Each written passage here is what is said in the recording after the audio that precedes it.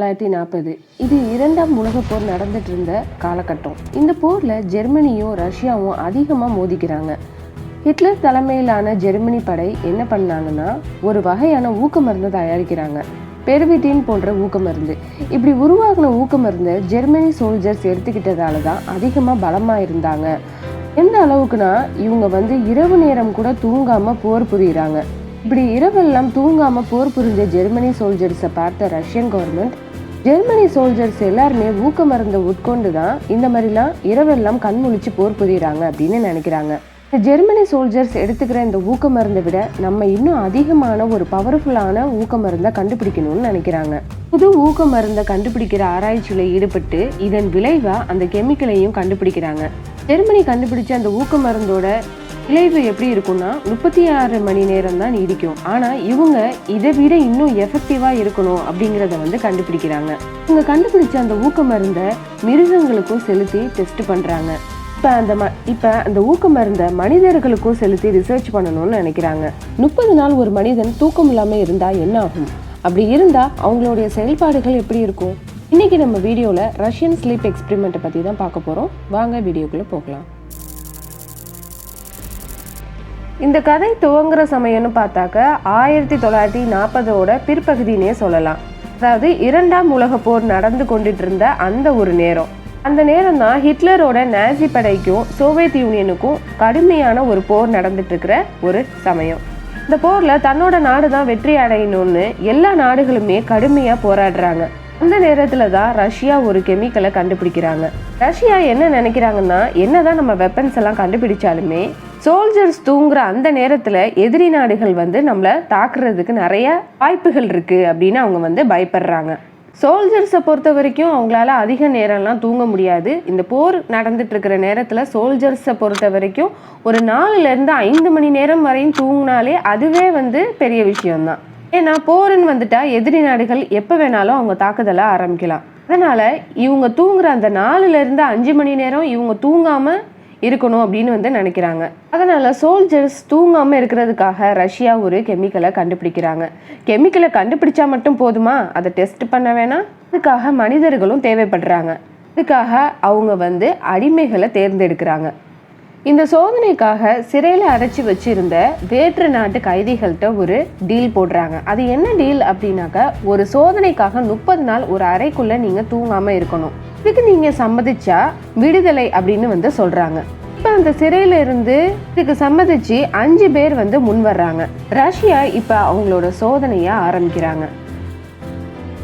இந்த சோதனைக்காக காற்று கூட உள்ள போகாத அளவுக்கு ஒரு ரூம் ரெடி பண்றாங்க. இதுல 24/7 ஆக்சிஜன் சப்ளை இருந்துகிட்டே தான் இருக்கும். ஆனா அந்த ஆக்சிஜனோட சேர்த்து இவங்க கண்டுபிடிச்ச அந்த கெமிக்கலும் கேஸ் ஃபார்மேட்ல போயிட்டே தான் இருக்கும். இப்ப இந்த ரூம்குள்ள அந்த 5 பேரையும் உள்ள அனுப்புறாங்க. அந்த ரூம்குள்ளேயே அவங்களுக்கு தேவையான பதப்படுத்தப்பட்ட சாப்பாடும் இருக்குது. இந்த அறையோட ஒரு ஓரத்துல ஒரு ஸ்டீல் வாஷ் பேஷன் மட்டும் இருக்குது. இன்னொரு மூலையில ஒரு ரெஸ்ட் ரூமும் இருக்குது. ஆனா அதுக்கும் கதவு கிடையாது. இந்த 3 பக்கம் சுவர்களை தாண்டி 4வது பக்க சுவற்றில் பாதி கண்ணாடியாக இருக்குது. இதன் மூலியமா அந்த டாக்டர் கண்காணிச்சுட்டே இருக்கலாம். மேலும் இந்த அறையில 5 மைக்குகளும் இருக்குது. அவங்க என்ன சொல்றாங்கன்னா, நீங்க செய்ய வேண்டியதெல்லாம் ஒன்னே ஒன்று மட்டும்தான். 30 நாள் நீங்க தூங்காம இருக்கணும். இந்த அறைக்குள்ளேயே உங்களுக்கு 24 மணி நேரமும் ஆக்சிஜன் சப்ளையே இருந்துகிட்டே தான் இருக்கும். அதோட சேர்ந்து ஒரு கெமிக்கலையும் கேஸ் ஃபார்மேட்ல செலுத்திக்கிட்டே இருப்போம். 30 நாட்கள் உங்களுக்கு தேவையான சாப்பாடு அந்த உணவுகளும் இங்கே தான் இருக்கும். நீங்கள் படிக்கிறதுக்கு புத்தகங்களும் இங்கே இருக்குது. நீங்கள் என்னன்னாலும் பண்ணலாம், ஆனால் தூங்க மட்டும் கூடாது அப்படிங்கிற ஒரு நிபந்தனையை மட்டும் வைக்கிறாங்க.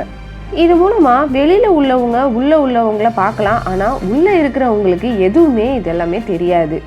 டாக்டர் ஒவ்வொரு நாளும் அந்த கைதிகள்கிட்ட ஏற்படுற மாற்றங்களை பதிவு பண்ண ஆரம்பிக்கிறாங்க. நாள் 1 ரொம்ப சாதாரணமாகவே கழியுது. நாள் 2 கைதிகளில் 3 பேர் மட்டும் பேச ஆரம்பிக்கிறாங்க. நாள் 3 சாதாரணமாகவே அந்த நாளும் கழியுது. நாள் 4 இந்த 3 பேர் மட்டும்தான் பேசுகிறாங்களே தவிர இன்னும் 2 பேர் பேசாமையே இருக்கிறாங்க. நாள் 5 ஒருவருக்கொருவர் பேசி கொண்டு இருந்த அந்த 3 பேரும் இப்போ மைக்கில் டாக்டரோட பேச ஆரம்பிக்கிறாங்க. தங்களோட வாழ்வில் நடந்த அவங்க செஞ்ச அந்த தவறுகளை பற்றி பேச ஆரம்பிக்கிறாங்க. நாள் 6 மற்றும் 7 ரொம்ப சாதாரணமாகவே கழியுது. நாள் 8 பேசாமல் இருந்த அந்த 2 பேரும் பேச ஆரம்பிக்கிறாங்க. நாள் 9 பேசாம இருந்த அந்த 2 பேர்ல ஒருத்தர் இப்ப திடீர்னு ரொம்ப சத்தமா குரல் எடுத்து கத்த தொடங்குறாரு. விடாம ஒரு 3 மணி நேரம் கத்துறாரு. இடையே கொஞ்சம் இடைவெளி விட்டு மறுபடியும் 3 நேரம் கத்துறாரு. இப்படியே மொத்தம் 7 மணி நேரம் இப்படி கத்துறாரு. இதுக்கப்புறமா அவரோட ஓக்கல் கார்டு, அதாவது அந்த குரல் வலைங்கிறது முற்றிலுமா கிழிந்திருது. இதுலயே அந்த நபர் இறந்தும் போறாரு. இதுல ஒரு ஆச்சரியமான விஷயம் என்ன அப்படின்னாக்க, 7 மணி நேரம் ஒருத்தன் கத்துனாலும் அவங்க கூட இருந்தவங்க எந்த ஒரு சலனமுமே இல்லாம இருக்கிறாங்க. இப்ப அந்த இறந்தவரோட அந்த உடல்ல இருந்த உறுப்புகளை எல்லாம் எடுத்து சாப்பிடவும் ஆரம்பிக்கிறாங்க. இப்படியே நாள் 9, நாள் 10 கழியுது. நாள் 11 அங்க மீதி இருக்கிற 4 பேர்ல ஒருத்தர் அங்க உள்ள அந்த புத்தகத்தை எடுத்து கிழிச்சு அந்த கண்ணாடியை ஒட்டி அதன் வழியை யாருமே பார்க்காத வகையில அடைத்து வைக்கிறாரு. மொத்தமா உள்ளுக்குள்ள என்ன நடக்குதுன்னே தெரியாத அளவுக்கு ஆகுது. 14 நாட்களும் இப்படியே கழியுது. இப்ப எந்த ஒரு சத்தமும் இல்லை. ஆனா 4 பேரும் உயிரோட இருக்கிறாங்கிறது மட்டும் தெரிய வருது. ஏன்னா அந்த ஆக்சிஜன் லெவலை வச்சு கண்டுபிடிக்கிறாங்க. 15 நாள் ஆகுது. இதுக்கு மேல பொறுக்க முடியாத அந்த ரிசர்ச் டீம் மிலிட்ரி ஃபோர்ஸோட சேர்ந்து அந்த ரூமுக்குள்ள போறாங்க. அந்த ரூம் திறந்ததுமே அவங்களுக்கு ஒரு பேர் அதிர்ச்சி காத்திருக்கு. ஏன்னா அந்த ரூம் முழுக்க ரத்த வாடை. இந்த 4 கைதிகளும் அடையாளமே தெரியாத வகையில இருக்கிறாங்க. அவங்களோட தோல் சதைகளையே பிச்சு சாப்பிட ஆரம்பிக்கிறாங்க. இருந்தாலும் அவங்களுக்கு எந்த ஒரு வலியுமே தெரியல. இப்ப அந்த ரூமை திறந்ததுனால கெமிக்கலோட வீரியம் குறையுது, வெளிக்காற்றும் உள்ள போகுது. இது அந்த கைதிகளுக்கு பிடிக்கல. எங்களுக்கு அந்த கேஸ் ஃபார்மேட்டையே எங்களுக்கு அனுப்புங்க அப்படின்னு கத்துறாங்க. அவங்களோட செயல்கள் ரொம்ப கொடூரமா மாற ஆரம்பிக்குது. இந்த 4 கைதிகள்ல ஒருத்தர் அதிகாரியே தாக்க ஆரம்பிக்கிறாங்க. இதுலயே கிட்டத்தட்ட 4ல இருந்து 5 பேர் அங்கேயே இறந்து போறாங்க. உள்ளவங்கெல்லாம் சேர்ந்து அவங்கள ட்ரீட்மெண்ட்டுக்காக டாக்டர் கிட்ட கூட்டிட்டு போறாங்க. இதுல ஸ்ட்ரெச்சர்ல கூட்டிட்டு போகும்போதே ஒருத்தர் இறந்து போறாரு. இவ்வளோ நாள் அந்த கெமிக்கல்ல இருந்தவங்களுக்கு வெளிப்புற காற்று ஒத்துக்கலை. இப்போ மீதி உள்ள அந்த 3 பேரை மட்டும் கூட்டிட்டு போறாங்க. இவங்களுக்கும் ட்ரீட்மெண்ட் கொடுத்துக்கிட்டே இருக்கிறாங்க. இதுல இன்னொருத்தரும் இறந்து போறாரு. உங்களுக்கு ட்ரீட்மெண்ட் கொடுக்கறதுக்கு அனஸ்டீஷியா கொடுக்குற போது அந்த அனஸ்டீஷியாவோட அளவு அதிகமாக கொடுத்தாலுமே அவங்க மயக்கமே அடையலையாம். இப்போ 2 பேர் தான் உயிரோட இருக்கிறாங்க. அதில் ஒருத்தவங்களுக்கு வேற வழியே இல்லாமல் அந்த கெமிக்கலை கொடுக்குறாங்க. அவருடைய அந்த செயல்பாடுகள் குறையுது. அவங்க அந்த ரிசர்ச் டீம் அந்த நபர்கிட்ட கேள்வி கேட்க ஆரம்பிக்கிறாங்க. அப்படி அந்த ரூமுக்குள்ள என்னதான் உங்களுக்கு ஆச்சு, நீங்க ஏன் இவ்வளோ வயலண்டா நடந்துக்கிறீங்க அப்படின்னு கேட்குறாங்க.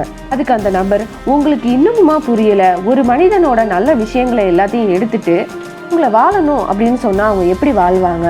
அப்படிதான் உங்கள்கிட்ட இருந்து உங்களோட தூக்கத்தை எடுத்துட்டா நீங்களும் எங்களை மாதிரி தான் மாறுவீங்க. தூக்கத்தை எங்கள்கிட்ட இருந்து இப்படி பிரிச்சதால தான் நாங்கள் இப்படிலாம் நடந்துக்கிறோம் அப்படின்னு சொல்றாங்க. இப்போ அந்த நபரும் இறந்துடுறாரு. கடைசி நபர் ரொம்ப கொடூரமாக நடக்க ஆரம்பிக்கிறாரு. அப்படி அவர் கொடூரமாக நடந்துட்டு இருக்கும்போதே சுட்டும் கொள்றாங்க. இதோட அந்த ரஷ்யன் ஸ்லீப் எக்ஸ்பெரிமெண்ட் முடியுது. இந்த சம்பவம்னு பார்த்தாக்கா பாதி உண்மை பாதி பொய்னே சொல்லலாம். ஏன்னா 1940 தான் இந்த சம்பவமே அரங்கேறுது. ஆனால் 1940 இல்லை 1950 இல்லை 60 இல்லை 70 ஏன் 2000 வரைக்குமே எந்த ஒரு மீடியாவிலையுமே வரல. 2010 தான் முதல் முறையாக அந்த க்ரீப்பி பாஸ்தாங்கிற ஒரு வெப்சைட்டில் ரஷ்யன் ஸ்லீப் எக்ஸ்பெரிமெண்ட்டை பற்றி வெளியிடுறாங்க.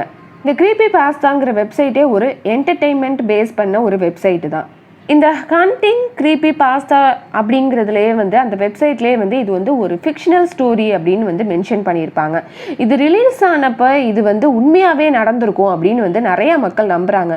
இதுக்கு என்ன காரணம் அப்படின்னாக்கா, அந்த 2ஆம் உலகப் போரில் அவங்க யூஸ் பண்ண ஊக்க மருந்துகள் அப்படின்னே சொல்லலாம். போர் நடந்துட்டு இருக்கும்போது சோல்ஜர்ஸ்க்கு ஏற்படுற அந்த காயங்களை சரி பண்ணவும் அவங்கள ஆக்டிவாக வச்சுக்கிறதுக்கும் இந்த ட்ரக்ஸை யூஸ் பண்ணுறாங்க.